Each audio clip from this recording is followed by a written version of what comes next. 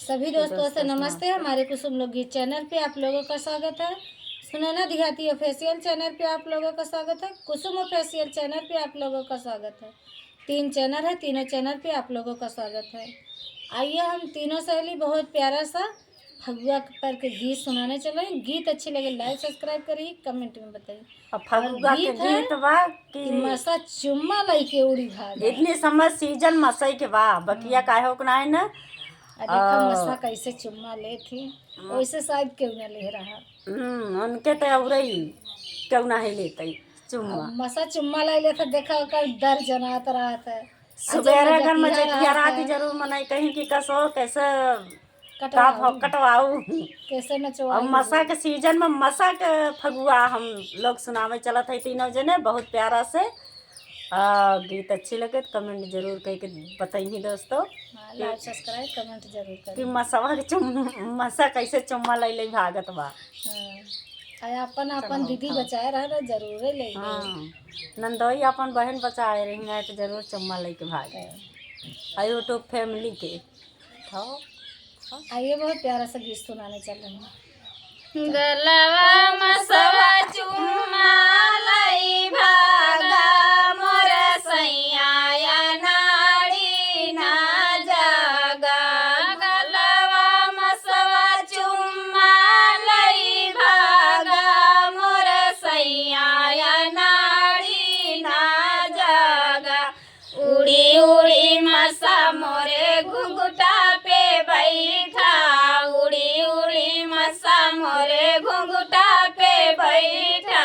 मोरे घुंघुटा के रसवा लई भागा मोर सैया नाड़ी ना जागा। मोरे घुंघुटा के रसवा लई भागा मोर सैया नाड़ी ना जागा।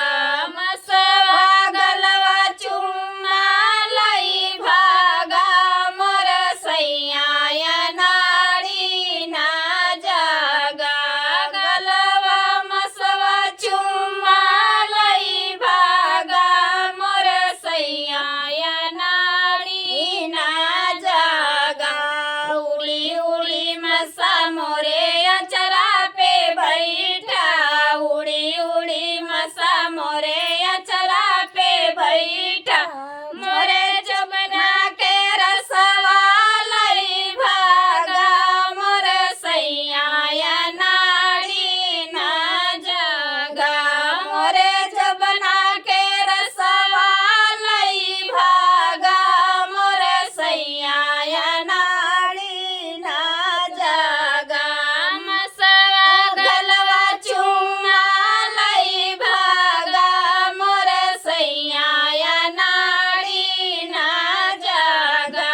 गलवा मसवा चुम्मा लई भागा मोर सैया नाड़ी ना जागा। उड़ी उड़ी मसा मोरे कंगना पे बैठा। उड़ी उड़ी मसा मोरे कंगना पे बैठा। मोरे चुड़िया के रसवा लई भागा मोर सैया नाड़ी ना जागा। मोरे चुड़िया के रसवा लई भागा मोर सैया नाड़ी ना जागा।